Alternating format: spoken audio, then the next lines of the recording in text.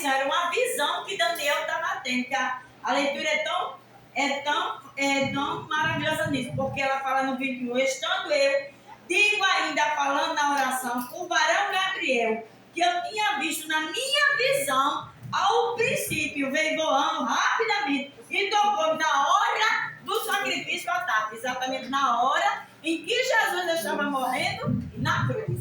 Então, assim, ela não só foi colocar em prática, mas essa oração de Daniel, às 70, ele é tanto que lá em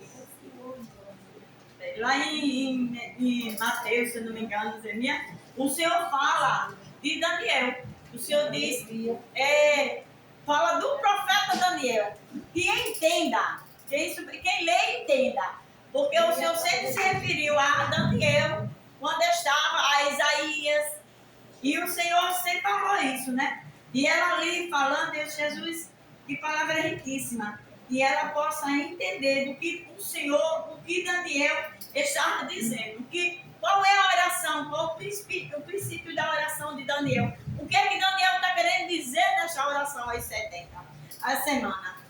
Às vezes a gente faz uma campanha de 7 dias, às vezes 7 semanas. Mas o princípio maior é a adoração a Deus. Mas a gente se envolve tanto em pedir que esquecemos de dizer, tu és o Deus de nossa vida. Eu não estou fazendo essa campanha assim, para tu me dar, mas eu estou te adorando no meio dessa situação. Mas a gente já dirige diretamente pedindo, Senhor, faça. E quando Daniel começou, ele diz no versículo 9, ao Senhor nosso Deus, tende misericórdia e perdão, pois nós rebelamos contra ele. Às vezes nós rebelamos contra a palavra do Senhor. Ali mesmo naquela fila eu poderia ter me rebeliado, eu não me chateei.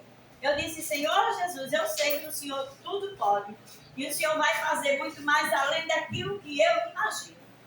E eu sei que tudo isso daqui ainda tem água para rolar até o final do mês. E eu vim embora, contente, né, sem reclamar, que eu sei que o Senhor vai fazer mais aquilo que nós entendemos. Então, quando Daniel ele teve essa visão, ele disse assim, que nas semanas ele referia ao Messias que ainda viria.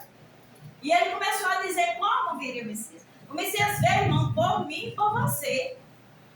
Ele não veio porque ele achou na humanidade pessoas maravilhosas. Ele veio porque ele não encontrou nenhum justo sequer.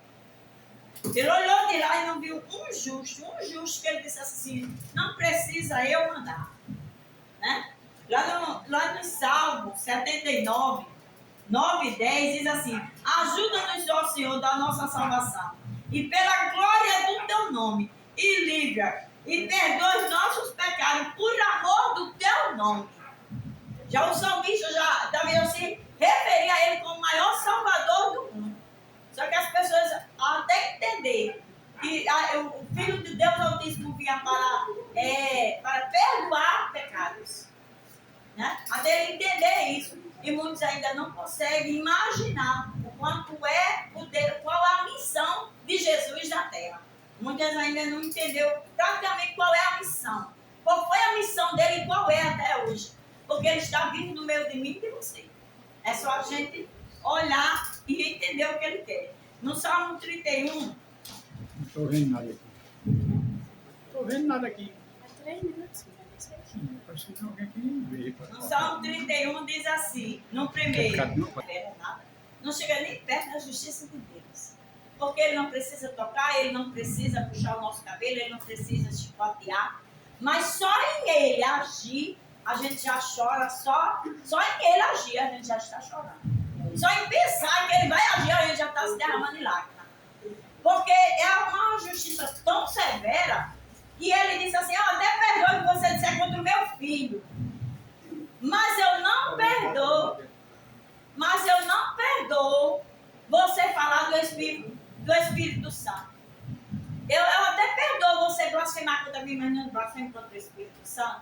Então, assim, quando a lei dele é tão dura que quando ele vai fazer, ele não pensa, são 2 vezes. Ele dá tempo para a gente pedir perdão, para a gente se remediar, vai ali, dá livramento. Mas quando a gente não quer, uma certa